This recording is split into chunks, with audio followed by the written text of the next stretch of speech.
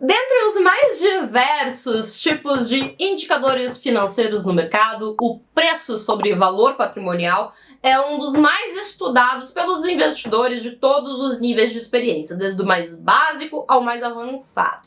E hoje eu quero te explicar o que é, como calcular e como analisar esse indicador.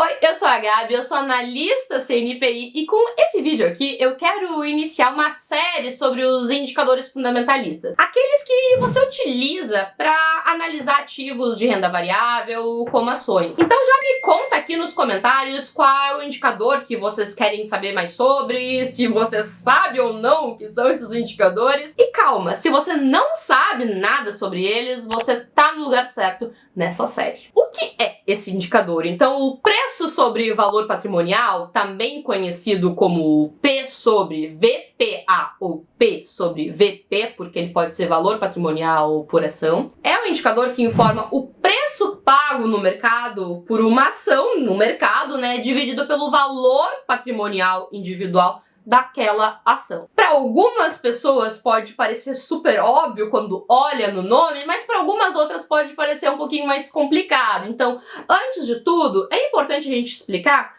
o que determina o VPA, que é o valor patrimonial por ação de um papel, que é o quanto o mercado está disposto a pagar naquele momento pelo patrimônio líquido da empresa. Então, esse tipo de avaliação, ele é feito tecnicamente, com base em informações contábeis e de mercado. Ou seja, não se trata simplesmente do valor arbitrário por causa dos acionistas. Então vamos entender como a gente calcula esse indicador, Porque é muito importante a gente lembrar que o valor patrimonial de uma empresa por ação é calculado ao dividir o PL, que é o patrimônio líquido da ação, pela quantidade de ações disponíveis no mercado. Ou seja, a fórmula é bem simples. A gente vai ter o VPA, que é o valor patrimonial por ação, vai ser igual o patrimônio líquido sobre o número de ações no mercado. Patrimônio líquido a gente encontra facilmente no balanço, que é uma demonstração contábil da empresa. Então, a gente tendo aí o valor patrimonial em mãos, para calcular o preço sobre o valor patrimonial,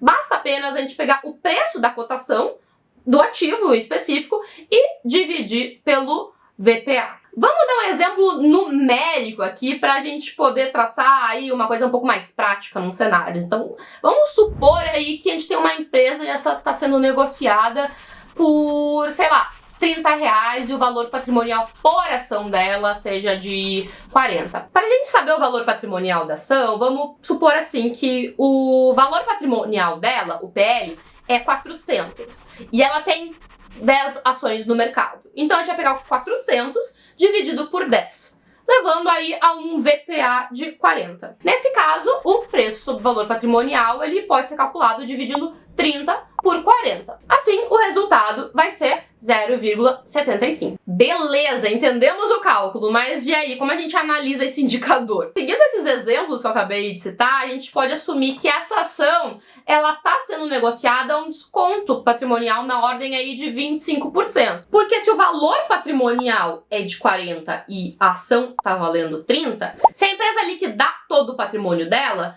ela teria 40 por ação, mas ela está valendo 30. A gente também pode pensar aí num exemplo oposto. A ação está sendo precificada no mercado a R$50 e seu valor patrimonial é de 38. Nesse caso, a gente dividindo 50 por 38, a gente tem um resultado apurado aí de mais ou menos 1,31. Já diferente do cenário anterior, essa ação está sendo negociada agora com um ágio sobre o seu valor patrimonial. Então, no primeiro exemplo, temos o que chamamos de compra com margens de segurança. Então, está mais baixo que o valor patrimonial. Caso ocorra algum problema na empresa, ou mesmo que a gente tenha aí uma oferta pública de ações e a empresa pode querer fechamento de capital ou ter algum ativo aí que para de funcionar, alguma coisa, a gente tem como um seguro. Logo, o investimento ele se torna algo com maiores chances de trazer um retorno real ao investidor.